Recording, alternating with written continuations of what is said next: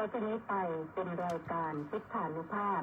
ดำเนินรายการโดยพระธรรมกิติเมธีผู้ช่วยเจ้าวาดวัดราชาธิวาสวรวิหาร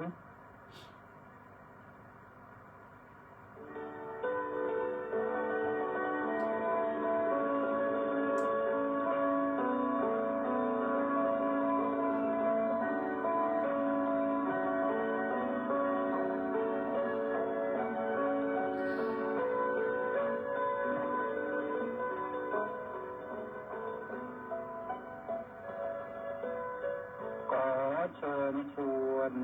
มาฟังธรรมนำชีวิตขัดเกลาจิตบริสุทธิ์ผุดผ่องใสเสริมปัญญาบารมีให้จิตใจสุขสดใสเมื่อได้ทำนำชีวารายการพุทธานุภาพจัดสรรให้คำบรรยายจากคำพีมีคุณค่าไม่ต้องค้นไม่ต้องอ่านให้เมตตาได้เวลาพร้อมเชิญเปิดรับฟังฟังธรรมจบแล้วสงบจิตสักครู่สำรวจดูจิตของตนก่อนทุกครั้งจิตว่างแล้วจัดหลับได้ทรงพลังสุขสมหวังส่วนทุกท่านนิรันดร์เทิน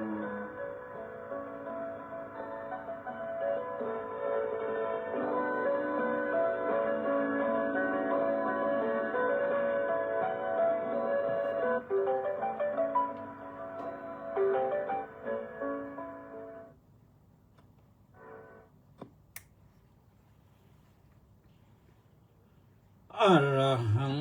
สัมมาสัมพุทโธภควาบุตถังภะคะวันตังอภิวาเทมิ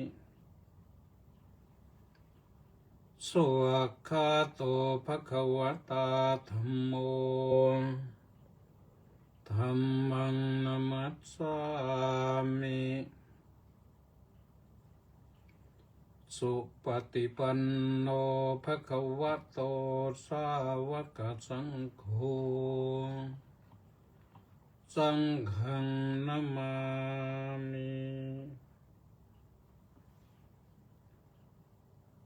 อัตตนาโจรยัตตานังปฏิมังเสตมัตตนาอัตตนาหิสุดันเตนะนาทังละภัตติดุลพังขอถวายความนอบน้อมแด่พระรัตนตรัยขอคารวะพระเถรานุเถระ เจริญสุขเจริญพรสวัสดีมายังท่านสาธุชนผู้ฟังรายการพุทธานุภาพทุกท่านวันนี้รายการพุทธานุภาพมาพบกับท่านทั้งหลายครบถ้วนทั้งสถานีวิทยุกองพลที่หนึ่งรักษาพระองค์วิทยุเสียงธรรมจากชาวพุทธวิทยุพระพุทธศาสนาและสังคมทุกคลื่นและ Facebook ไลฟ์ที่กิตติเมธีแล้วก็มาพบกันที่วันจันทร์ที่18สิงหาคมพระพุทธศักราช2568แรม9ค่ำเดือน9ก็วันที่ทำให้ตื่นตระหนกตกใจนิดหนึ่งว่ามีข่าวสมเด็จพระอริยวงศาคตยานสมเด็จพระสังฆราชสกลมหาสังฆปรินายกทรงประสบอุบัติเหตุคือล้มลง แต่ว่าในพระตำหนักแล้วก็ข่าวก็รายงานว่าไม่มีปัญหาอะไรทางเจ้าหน้าที่ผู้เกี่ยวข้องก็อาราธนาเข้าไปตรวจรักษาพระองค์ที่โรงพยาบาลศิริราชเรียบร้อยแล้วข่าวยังแจ้งว่าพรุ่งนี้จะเสด็จกลับวัดราชบพิตรได้ ก็ทำให้สบายใจไปนะ ก็ขออย่าพระองค์อย่าได้ประชวรอะไรหนักเลยนะเพราะอีก2 ปีก็จะถึง100อยู่แล้วนะแต่พระพลานามัยนี่สมบูรณ์นะปกติเนี่ยปกติพระพลานามัยสมบูรณ์เสด็จดำเนินไปไหนก็คล่องแคล่วทักทายพระลูกพระหลานประทับยืนสนทนาได้ตั้งนานๆซึ่งเป็นการหาบุคคลเสมอเหมือนได้ยากเหมือนกันเป็นพระบุญญาธิการนะเอาละผ่านพ้นไปแล้วก็สบายใจส่วนว่าญาติโยมสาธุชนทั้งหลายวันนี้ก็มีคุณโยมนางสาวภักวลันแก้วเพ็งได้ร่วมกองบุญหนุนกองธรรมมา90 บาทมาตั้งแต่เมื่อวานวันที่7นะตอน10 โมงเศษวันที่17เมื่อวานก็ขออนุโมทนาบุญกับคุณโยมนะและอนุโมทนากับยุ้ยและ FC อีก675 คนออนไลน์เข้ามารอรับฟังรายการพุทธานุภาพวันนี้ก็ขออนุโมทนาญาติโยมท่านสาธุชนผู้ฟังทั้งหลายโลกเรานี่มันดูเหมือนว่าจะสับสนวุ่นวายเยอะกันมากนะตะวันออกกลางเขาก็รบกันยุโรปเขาก็รบราฆ่าฟันกันไม่นึกว่าจะเกิดที่บ้านเราทำไปมาบ้านเราก็ต้องมารบราฆ่าฟันกันเพื่อนบ้านใกล้เรือนเคียงไม่รู้ว่าเป็นเพราะอะไรกันแน่เราก็คงจะเดาได้ยากแต่ประเมินสถานการณ์ก็คงได้แต่จะถูกจะผิดขนาดไหนก็ไม่รู้เพราะฉะนั้นไม่ประเมินดีกว่าเอากันว่าการรบราฆ่าฟันกันนั้นไม่ดีเลยแต่ผู้ที่ถูกรังแกก็ต้องมีวิธีการป้องกันตัวก็เป็นเรื่องธรรมดาป้องกันตัวแล้วจะตอบโต้อะไรก็ทำเหตุตามผลนะ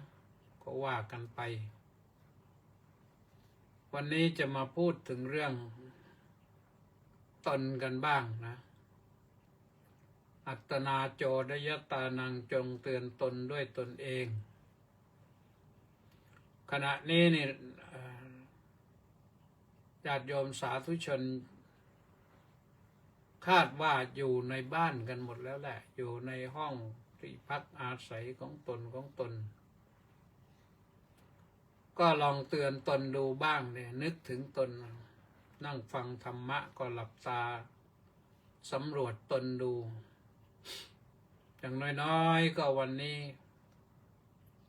ที่จบลงได้วันนี้เราได้ทำอะไรบ้าง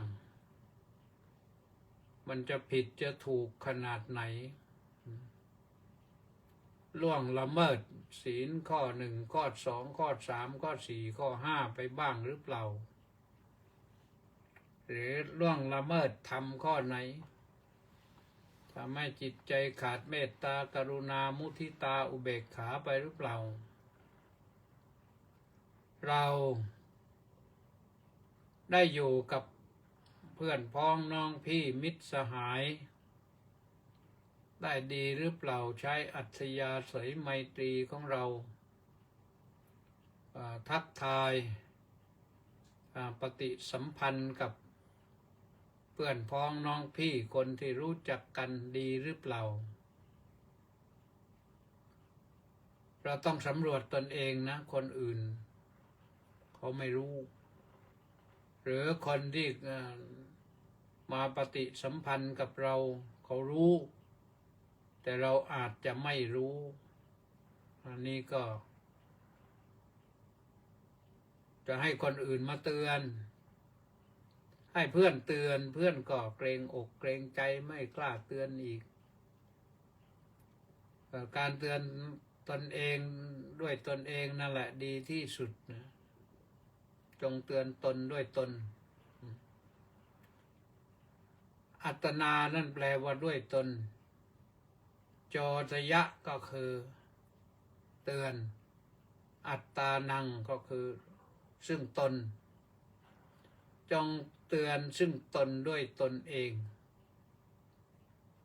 อันนี้แหละพระพุทธเจ้านี่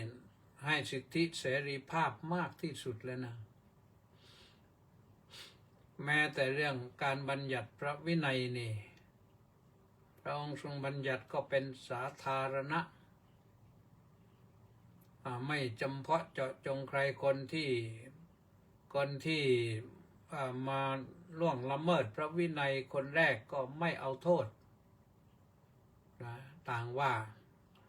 สมมุติว่าวันนี้มีใครไปทำผิดอะไรพระทำผิดอะไรซึ่งไม่เคยมีตัวอย่างมาก่อนพระองค์ไม่ได้บัญญัติไว้หาช่องทางตรงไหนเข้าเทียบเคียงได้ก็ไม่มี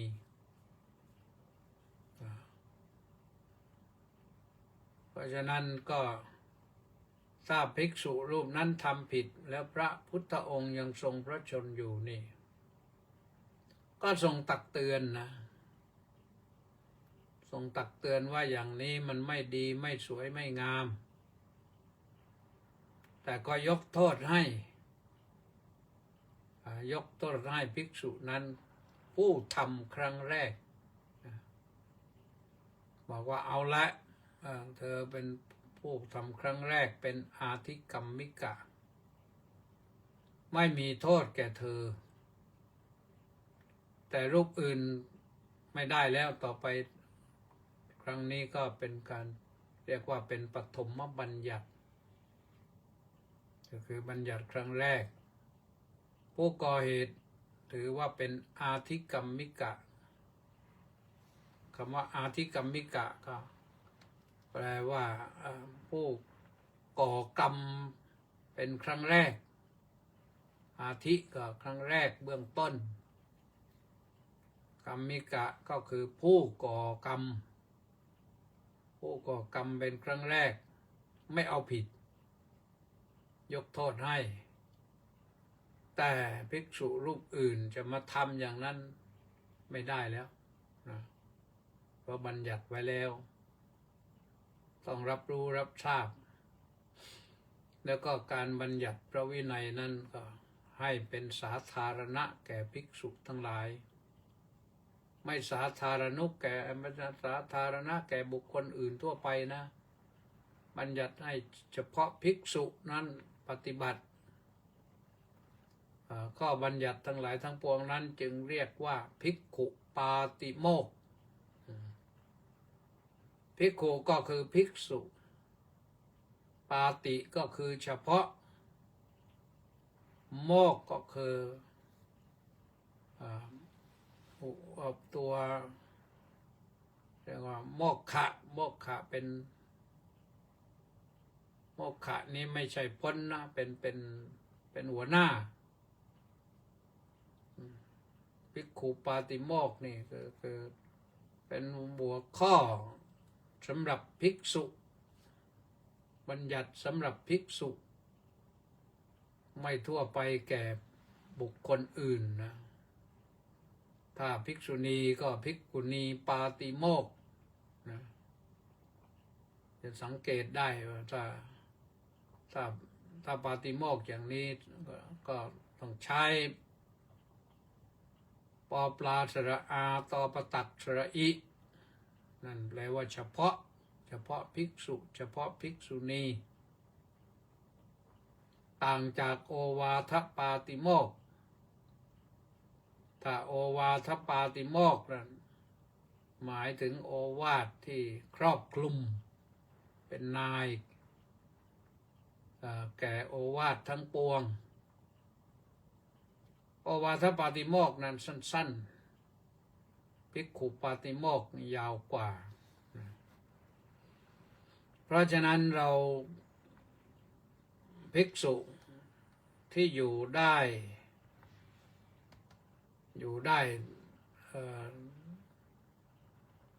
ดำรงชีวิตเป็นภิกษุได้ตลอดชีวิตนี่ก็เพราะเตือนตนด้วยตนเองเป็นหลักแต่ก็แน่นอนล่ะต้องมีผู้ตักเตือนด้วยเพื่อนสหธรรมิกคือเพื่อนผู้ร่วมปฏิบัติธรรมด้วยกันหรืออาจารย์ผู้แนะนำวัดปฏิบัติหรืออุปชฌาย์พระอุปชฌาย์ผู้เล็งดูอยู่ว่าลูกศิษย์ของตนจะทำผิดทำถูกอะไรหรือไม่ผิดก็จะได้ว่ากล่าวตักเตือนโบราณนั่นถือว่าอุปชฌาย์นี่คือพ่อคนหนึ่งเป็นพ่อคนที่สองเพราะฉะนั้นสัตถิวิหาริกลูกศิษย์พระอุปชฌาย์นะจะไม่กล้าดื้อรั้นไม่ว่าด้วยประการใดๆพระอุปชฌาย์ตักเตือนก็ต้องรับฟังแล้วต้องปฏิบัติตามส่วนว่าอาจารย์นั่นคือผู้แนะนำอาจาริยะแนะนำข้อวัดปฏิบัติประพฤติอบรมสั่งสอนธรรมก็เป็นผู้ที่ต้องเคารพนับถือเหมือนกันหรือแม้แต่เพื่อนสัพพมจารีหรือเพื่อนสหธรรมิกใช้สองคำนะสัพพมจารีคือเพื่อนผู้ปฏิบัติธรรมประพฤติธรรมร่วมกันสหธรรมิกก็คือผู้ปฏิบัติธรรมไปด้วยกันเตือนนั้นพึงตั้งจิตรับว่าเพื่อนเขาหวังดีต่อเราเขาหวังดีต่อเราเขาจึงว่ากล่าวตักเตือนไม่ใช่เตือนแล้วโกรธพระพุทธเจ้านั้นท่านอนุญาตให้ถ้าพระภิกษุประพฤติผิดแล้วไม่แสดงคืนอาบัติเรียกว่าไม่แสดงอาบัติเข้าทำอุโบสถกรรมร่วมกับภิกษุผู้มีศีลบริสุทธิ์พระองค์ทรงให้ภิกษุอื่นทักท้วงตักเตือนได้นะว่าให้ท่านต้องไปแสดงคืนอาบัติให้บริสุทธิ์เสียก่อนแล้วจึงมาเข้าสังฆกรรมอันนี้ว่ากันจริงๆแล้วเข้าสังฆกรรมทุกประเภทนะเพราะฉะนั้นท่านสาธุชนทั้งหลายเราจะเอาอัตนาโจรยตานังมาเตือนตนด้วยตนเองก็ได้เนี่ยดีข้อธรรมนี่ไม่ได้เป็นบัญญัติเฉพาะเจาะจงใครผู้ใดผู้หนึ่งทั้งบรรพชิตทั้งคฤหัสถ์ทั้งภิกษุทั้งฆราวาส ทั้งผู้ใหญ่ผู้น้อยแหละต้องเตือนตนด้วยตนเองให้มากนะอย่าคิดว่าเป็นผู้ใหญ่แล้วมีตำแหน่งอะไรสูงแล้วจะผิดไม่ได้ผิดไม่เป็นผิดก็ต้องผิดแก้ไขปรับปรุงได้นะอย่าปล่อยให้มันผิดจนเป็นนิสัยไปจะยาวไกลจนกลายเป็นสันดานนั้นก็เป็นสิ่งที่ไม่ดีไม่งามนะพระพุทธองค์ยังตรัสต่อไปว่าปฏิมังเสตมัตตนา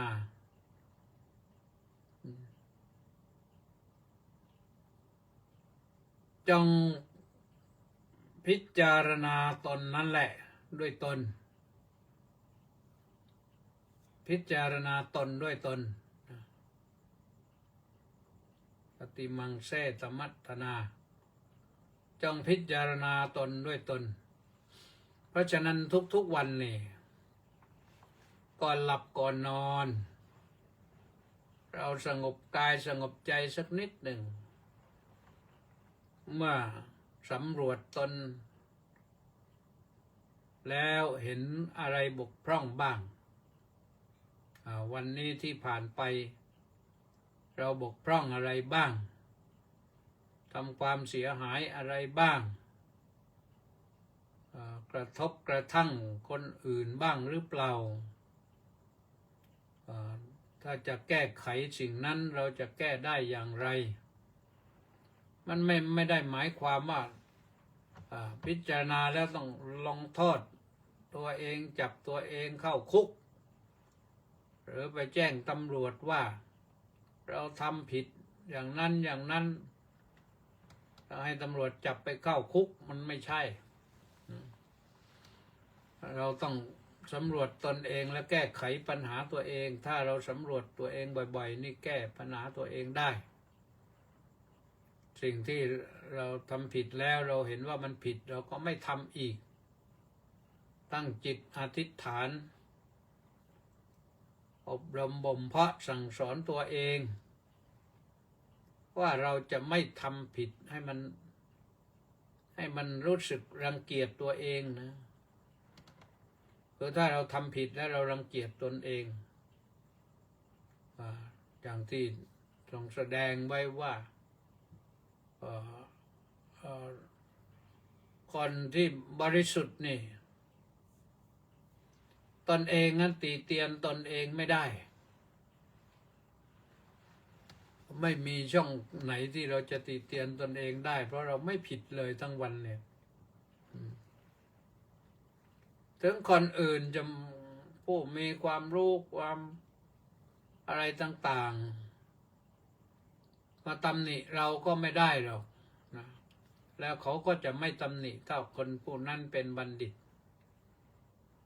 คนนั้นเป็นปราชญ์เป็นบัณฑิตท่านจะไม่ตำหนิมีแต่ท่านจะยกย่องสรรเสริญเราจะเยื่องกลายไปไหนไปคบหาสมาคมกับใครต่อไปเราก็จะมีสตินะไม่เป็นทุกข์ไม่เดือดร้อนใจว่าเราได้ทำผิดอะไรไปบ้างเพื่อนจะท้วงติงจะอะไรต่างๆหรือเปล่ามันไม่มีเพราะฉะนั้นเราไปสบายนะเป็นความสบายของเราเวลาเราจะพักผ่อนสมมติเวลาจะพักผ่อนเราพักผ่อนมันก็จะมีความสุขนะหลับสบายไม่จิตไม่ไปวิตกกังวลกับสิ่งที่เราทำผิดพลาดคลาดเคลื่อนไปเมื่อตอนกลางวันหรือว่าจะไปทะเลาะกับใครไปอะไรมันไม่มีไปทำผิดกับเพื่อนก็ไม่มีทำผิดกับตัวเองก็ไม่มีทำให้จิตใจสุขสดใสสบายทำให้สุขสดใสสบายนะเพราะเราสำรวจตรวจสอบดูแล้วมันไม่มีสำหรับเราท ทีนี้ว่ามีอีกข้อหนึ่งว่าอัตนาหิสุดันเตนะ อันนี้พระพุทธองค์ทรงเสนอแนะว่านาทั้งละพะติดุลพังตรัสบอกว่าบุคคล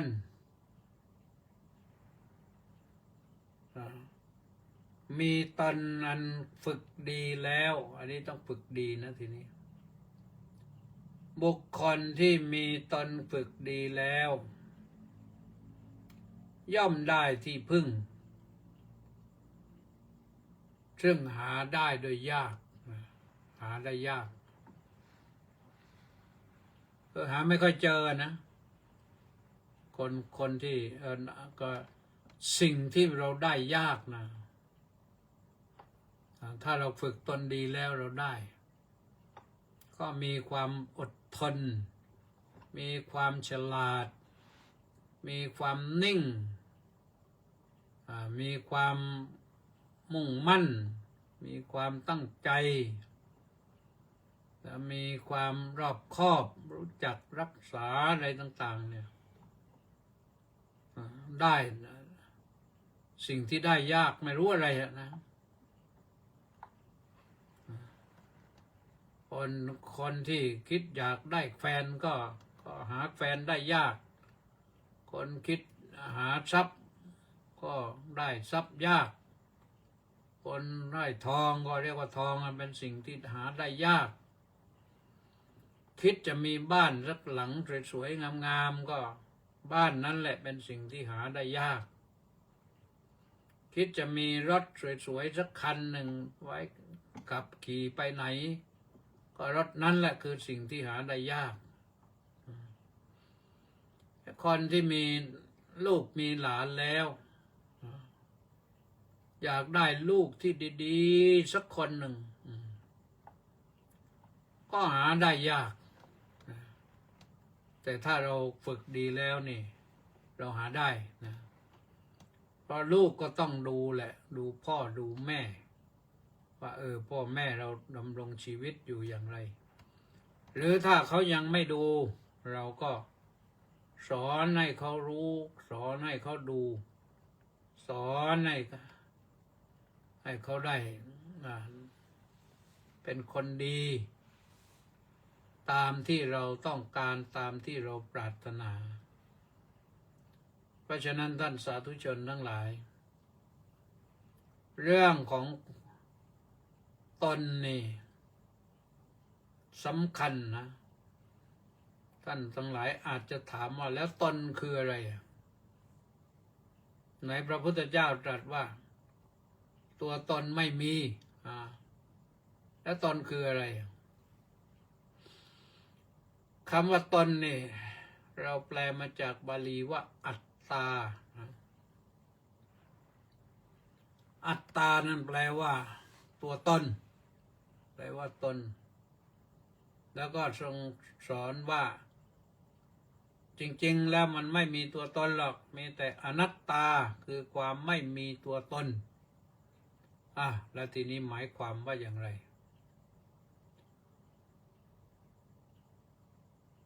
คำว่าตนมีก็มีก็มีไม่มีก็มีตอนที่ว่ามีก็มีก็คือตนที่เราสมมุติไว้ว่าตนเป็นตนเป็นตัวตนแต่ละคนแต่ละท่านนี่ก็มีตนของตนนะอันนี้โดยสมมุตินะมีโดยสมมุติว่าเป็นตัวเป็นตนเมื่อเกิดมาแล้วก็มีชีวิตเหมือนกันนะก็นั้นเป็นเรื่องของตน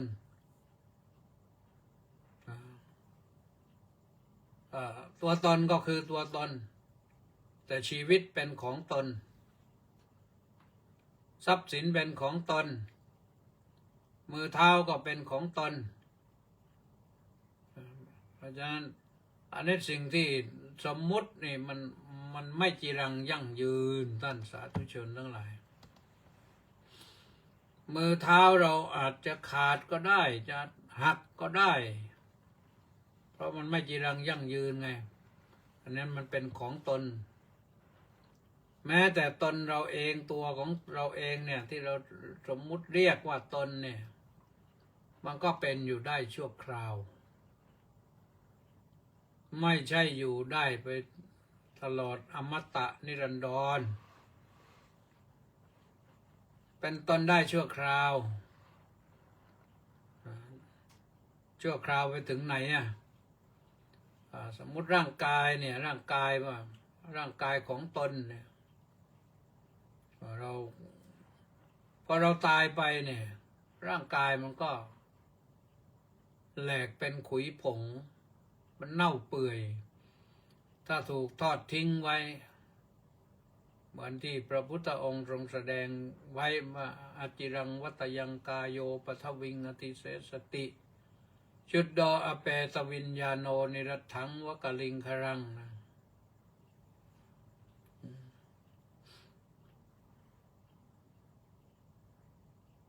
อจิรังวัตยังกายโยกายนี้ไม่จิรังยั่งยืนหนอปฏิวิงอติเสสติจักนอนทับลงบนแผ่นดินจักนอนแน่นิ่งอยู่บนแผ่นดินนั่นแหละถ้าไม่มีใครยกไปทิ้งนะก็ตายตรงไหนก็ถูกทิ้งตรงนั้นจุดดออแปตวิญญาโนเหมือนกับท่อนไม้ที่ไม่มีวิญญาณนิรัตถังวกลิงครัง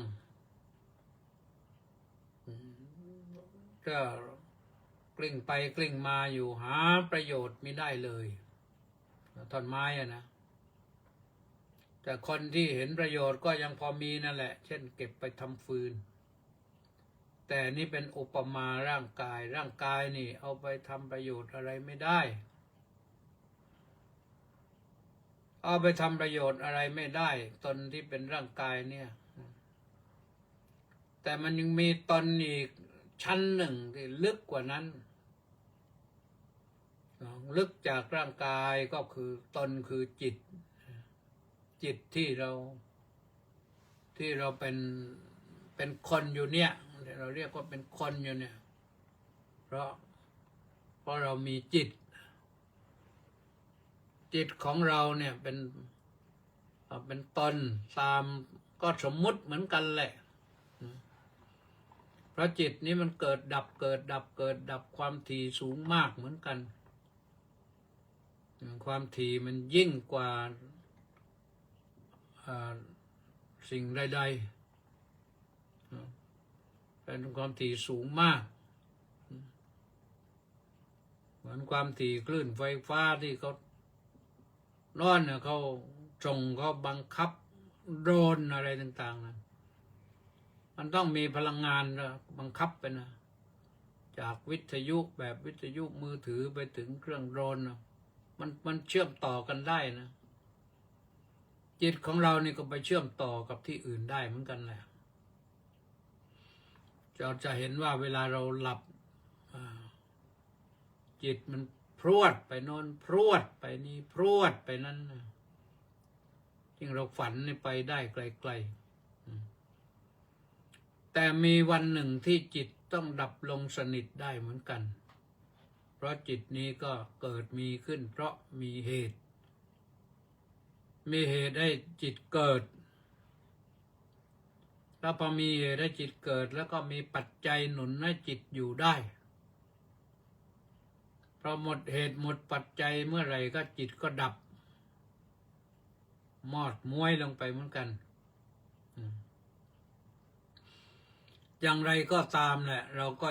ยอมรับสภาพว่า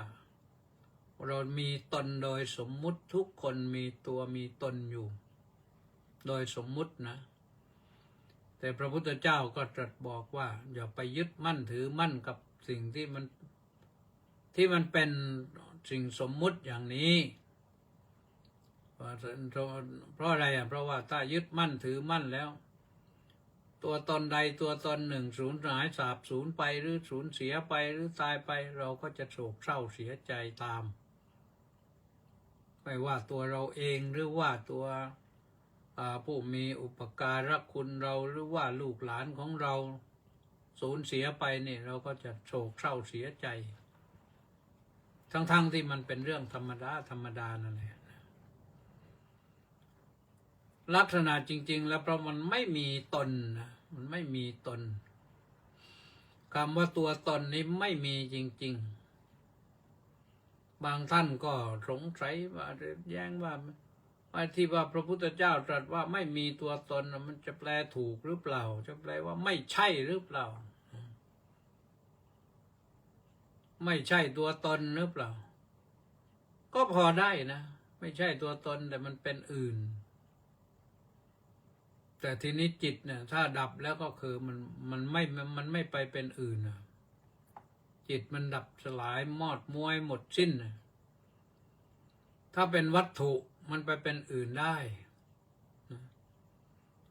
ไม่ใช่ตัวตนร่างวัตถุไม่ใช่ตัวตนเป็นไม่เป็นตัวตนแต่ไม่เรียกว่าเป็นตัวตนยังไงคือมันไม่ใช่ตัวตนมันเป็นวัตถุอื่นอย่างเช่นที่วิทยาศาสตร์เขาค้นพบเนี่ยจากค้นพบสมัยโน้นโบราณกาลเพลโตมันเสนอทฤษฎีว่าวัตถุทุกอย่างที่เป็นเตหะนี่มันจุดสุดท้ายมันก็คืออะตอมนะมันจุดเล็กสุดไม่ว่าร่างกายของคนหรือว่าภูเขาโลกทั้งใบนี้ก็มาจากอะตอมเล็กๆเล็กสุดที่มองด้วยตาเปล่าไม่เห็นแล้วอะตอมเนี่ยแต่นักวิทยาศาสตร์ภายหลังก็คิดต่อไปอีกค้นคว้าต่อไปอีกก็ได้คำตอบอีกว่าที่เล็กกว่าอะตอมมันก็คือนิวเคลียสว่าเข้าไปไม่รู้กี่ล้านนิวเคลียสเป็นหนึ่งอะตอมมันก็ว่าไปพอมานักวิทยาศาสตร์รุ่นหลังอีกคิดใหม่อีกว่าใน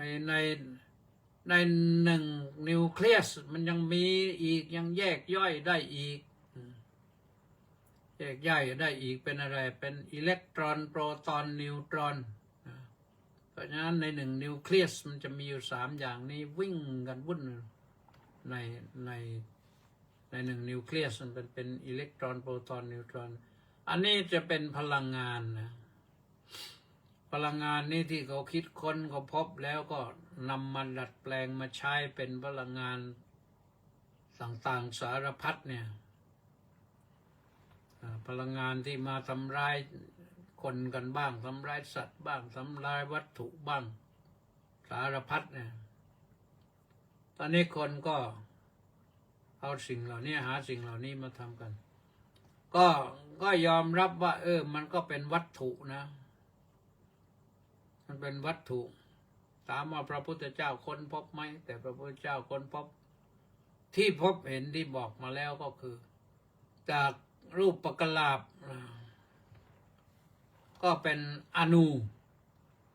จากอนูก็เป็นปรมาณูในรูปกลาบมันมีหลายอนูในหนึ่งอนูมันก็เป็นปรมาณูในหนึ่งปรมาณูมันก็เป็นอะไรเป็น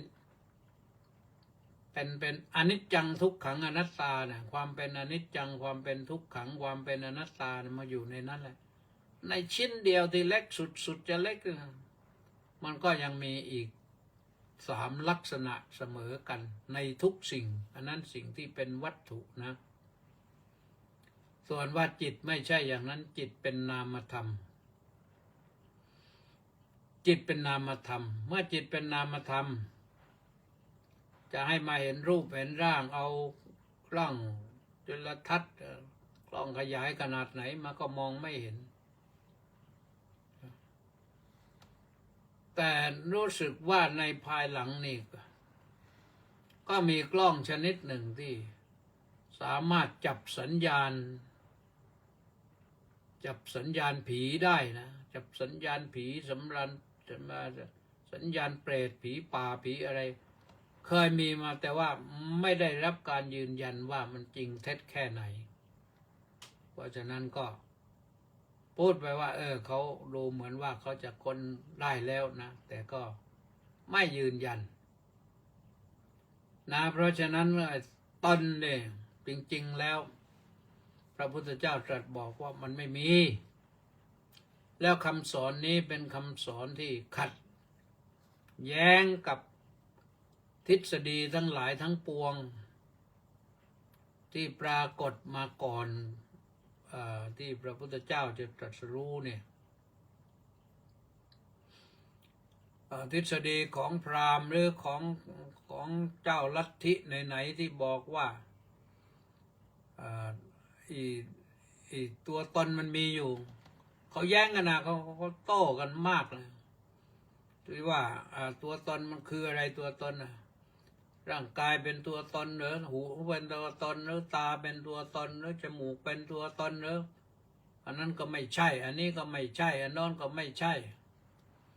เพราะว่าไม่ใช่หรือก็ไม่ใช่ไม่ใช่หรือก็ไม่ใช่เนี่ยแต่ว่ามันมีอยู่ว่างั้นเลยบอกไม่ได้อันนั้นที่เขาว่ากันนะเรื่องนี้ก็มีปรากฏอยู่ในพรหมชาลสูตรนะเรื่องของเกี่ยวกับทิฏฐิ62นะพระไตรปิฎกเล่ม9สูตรที่1เลยอ่านแล้วต้องทำใจนะอ่านแล้วต้องทำใจนะจะว่าสนุกก็ได้ถ้าคนชอบคิดก็สนุกถ้าคนไม่ชอบคิดก็โอ้ยบ้าแท้นะไม่รู้ว่าจะเอาอย่างไรความไม่มีเนี่ยเมื่อบอกว่าไม่มีมันก็คือไม่มีพระพุทธเจ้าตรัสไว้เริ่มต้นตรัสเรื่องไม่มีเนี่ยอนัตตาเนี่ยในอนัตตลักขณสูตรอนัตตลักขณสูตรก็เป็นสูตรที่2หลังจากทรงแสดงธรรมจักรกับปวัตตนสูตรแล้วที่มีหลักฐานปรากฏชัดก็คืออนัตตลักขณสูตรอนัตตลักขณสูตรนี้ว่าด้วยเรื่องอนัตตาก็ในที่นั้นว่าด้วยเรื่องอะไรล่ะเป็นอนัตตารูปร่างที่เราเห็นอยู่ทั้งหมดเป็นอนัตตาที่เห็นได้โดยตาเนี่ยนะเวทนาความรู้สึกเรารู้สึกว่าชอบไม่ชอบรู้สึกว่าเกลียดไม่เกลียดรู้สึกเฉยๆหรือว่าตามลักษณะก็รู้สึกว่าสุขว่าทุกข์ไม่สุขไม่ทุกข์เป็นอนัตตาเนี่ยเป็นอนัตตาสัญญาคือความจำนี่ก็ไม่มีตัวตนมันจำได้สักพักหนึ่งแล้วก็ลืมที่เราลืมเนี่ยคนส่วนมากพออายุเลย60แล้วก็อาจจะเข้าเขตที่จะลืมง่ายแล้วก็มีบางท่านบางคนที่มีบุญญาธิการดีจำแม่นน่าชื่นชมนะอย่างพระธรรมกิติเมธีนี่ก็ลืมเรื่อยนะลืมนั่นลืมนี่ลืมเรื่อยแต่บางทีลืมหายไปสักพักหนึ่งก็จำได้นึกได้สังขารขันธ์สังขารก็คือธรรมารมณ์หรือธรรมทั้งหลายทั้งฝ่ายดีฝ่ายชั่วนะที่มาปรุงแต่งจิตนะมันก็เป็นอนัตตามันปรุงแต่งได้ไม่นานเดี๋ยวมันก็เสื่อมก็พังก็หายไปอีกแล้วก็สุดท้ายก็คือตัววิญญาณเรียกว่าวิญญาณขันธ์ วิญญาณขันธ์นี่ก็คือความรู้กองแห่งความรู้ที่เกิดทางตาหูจมูกลิ้นกายใจเนี่ยมันก็เป็นอนัตตานะไม่มีตัวตนไม่มีตัวตนจะให้เรารู้ตลอดกาลไม่ได้และสิ่งที่เรารู้นั่นเรารู้ได้เฉพาะประสบการณ์ของเราเราเห็นแล้วเรารู้เราได้ยินแล้วเรารู้เราได้กลิ่นแล้วเรารู้ได้ลิ้มชิมรสแล้วเรารู้ได้สัมผัสแล้วเรารู้แต่ไม่รู้ว่ามันเป็นของจริงหรือเปล่าที่เรารู้นะมันอาจจะเป็นของไม่จริงไม่แท้ก็ได้แต่ที่แน่ๆก็คือไม่ใช่ของจริงแท้ของจริงแท้มันต้องอยู่เบื้องหลังสิ่งที่เราได้เห็นเป็นต้นนะอย่างเราดูว่าเสื้อผ้าสวยอย่างเนี้ยเบื้องหลังแห่งความสวยของผ้านั้นมันคืออะไรต้องค้นหาไปเราดูเพียงชั้นเดียวมันไม่พอเพราะฉะนั้นนะตอนที่ปรากฏเนี่ยไม่ใช่ตนแท้นะตนที่แท้นั้นเป็นนามธรรมไม่ปรากฏแล้วก็ไม่จีรังยั่งยืนถึงไม่ปรากฏแล้วก็ไม่จีรังยั่งยืนมันเกิดได้ดับได้เปลี่ยนแปลงได้นี่แหละหลักธรรมะของพระพุทธเจ้าเป็นอย่างนี้เพราะฉะนั้นเมื่อเรารู้อย่างนี้แล้วเราจะไปยึดมั่นถือมั่นปล่อยวางไปเอากันว่ามาตักเตือนตนดีกว่าตนที่เรายอมรับโดยสมมุติกันนี้ว่าเป็นเรามีตนแล้วก็ตักเตือนตนอบรมตนสั่งสอนตนให้ดีให้อยู่ในโลกนี้ได้อย่างมีความสุขพอสมควรพิจารณาตนด้วยตนแล้วก็พิจารณาดีแล้วฝึกตนดีแล้วเนี่ยก็จะย่อมจะได้รับสิ่งที่ตนนั้นได้มาได้โดยยากด้วยประการฉะนี้ก็ฝากท่านสาธุชนทั้งหลายไว้เข้าใจไหมโยมถ้าไม่เข้าใจตรงนี้ถามมาก็ได้หรือถามมาในเฟซก็ได้นะถ้าเข้าใจแล้วก็อนุโมทนาสาธุเรื่องตนไม่ใช่เรื่องย่อยไม่ใช่เรื่องธรรมดานะเรื่องลึกนะแต่หลังจากนั้นพระพุทธเจ้าก็ไม่ค่อยเทศบ่อยนะเรื่องนี้เพราะว่าคนเข้าใจยากพระองค์ทรงเทศสำหรับนักปราชญ์เท่านั้นปัญจวัคคีย์นั้นท่านฝึกอบรมจิตมาอย่างดีแล้วทำให้ท่านเข้าใจได้ส่วนคนอื่นๆที่ไม่ผ่านเรื่องอย่างนี้มาก็สอนเรื่องอื่นที่ให้เขาพอเข้าใจได้ก็สบายไม่ทุกข์ยากลำบากกับการหาอะไรมาเทียบเคียงนะเพราะฉะนั้นพอถึงพระยศนี่พระองค์ทรงแสดงอนุปุปปีกถาทำง่ายๆนี่เรื่องการให้ทานเนี่ยอานิสงส์ของการให้ทานอย่างนี้แล้วก็ไต่ไปเรื่อยๆพระยศเถระท่านก็ได้เข้าใจและได้บรรลุธรรมเหมือนกันและต่อมาตลอดแหละนะท่านจะทรงแสดงเรื่องง่ายๆเริ่มเรียกว่าปูพื้นให้คนทั่วไปเข้าใจแล้วก็สามารถที่จะได้พระอริยสงฆ์เจ้ายกเว้นแต่ว่าไปเจอกับนักปราชญ์ด้วยกันพระองค์โยนคำถามไปไม่กี่คำก็จนแต้มเสร็จแล้วก็พระองค์ก็สอนธรรมคนเหล่านั้นก็บรรลุธรรม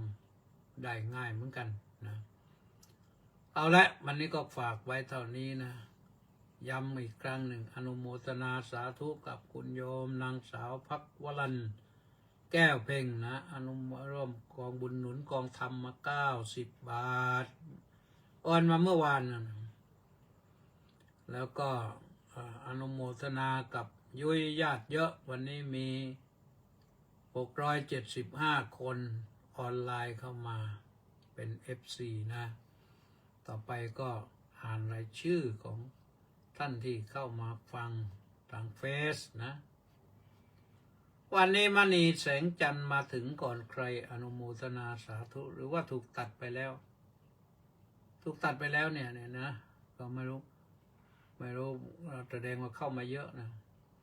จากมณีแสงจันทร์ก็ยุ้ยจารุชาสาธุมณีแสงจันทร์นั้นบอกว่าน้อมกราบนมัสการสาธุเจ้าค่ะสมศรีลักษณะวิราชก็บอกว่าน้อมกราบนมัสการสาธุเจ้าค่ะแปะนันทิการก็บอกว่าน้อมกราบนมัสการสาธุเจ้าค่ะธนสรคุ้มจอหอก็บอกว่าสาธุสาธุแล้วก็เฉลิมชัยAS ก็บอกว่าน้อมกราบถวายความเคารพอย่างสูงครับเนี่ยเจ้าอาวาสวัดโพธิการามชุมพรนะอนุโมทนาสาธุด้วยสุพรรณีวันดีดีเจวิทยุเสียงธรรมจากชาวพุทธนครปฐมนะสาธุแล้วก็มกโคนาโมเมก็บอกว่ากราบนมัสการสาธุเจ้าค่ะสาธุแจโสกราบนมัสการเจ้าค่ะสาธุนครสวรรค์ฝนไม่ตกแล้วตอนนี้เดินน้ำท่วมหรือเปล่าไม่รู้ต้องใส่ราชโคตรน้องกราบนมัสการหลวงพ่อเจ้าคุณขอรับสาธุอ้าวสาธุแม่ชีสมใจสาธุเจ้าค่ะอ้าวสาธุกิมอินบุญแท่นกราบนมัสการเจ้าค่ะสาธุเจ้าค่ะสาธุ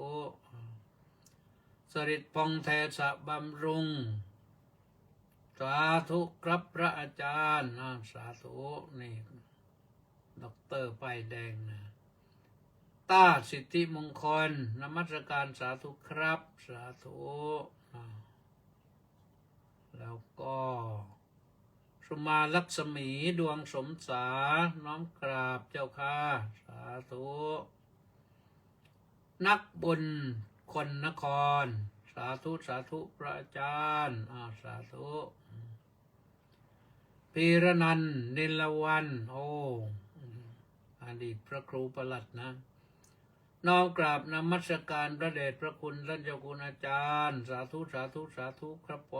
มสาธุคำรณแย้มเยือนน้อมกราบคารวะจากวิชิตากระป๋อมไปพบพระอุปชาแล้วนะวัดวิชิตารามเคนซัตนั่นภาคใต้นั่นไม่รู้เป็นยังไงบ้างก็คงสบายดีนะพระอาจารย์เป็นยังไงบ้างล่ะครับพระอาจารย์เจ้าคุณเทพสารมุนีสุทินแก้วจันทร์หรือว่าหลบไปอยู่ที่ไหนอีกท่านก็ไปได้เรื่อยนะก็ไปอยู่อเมริกาจะหลายปีแล้วนะก็แล้วแต่บุญวาสนานะบุญวาสนาพาท่านไปอยู่อเมริกาPresident Trump คงจะอนุญาตให้อยู่สบายแล้วแหละเพราะว่าท่านได้ก็เรียกอะไรได้กรีนการ์ดหรือว่าได้ใบอะไรแล้วไม่รู้นะไปอยู่นานแล้ว20 ปีได้แล้วมึงนะก็ว่ากันไปนะเรื่องเราก็ทำหน้าที่กันไปที่นี่ก็ว่าไปตามนี้แหละวันนี้ก็เวลาใกล้จะหมดแล้วนะอย่าลืมนะอย่าร่วมบุญร่วมกุศลกองบุญหนุนกองธรรมธนาคารกรุงไทย070-026-0870หมดเวลาขอความสุขสวัสดีจงมีแด่ทุกท่าน พรุ่งนี้พบกันใหม่ สวัสดี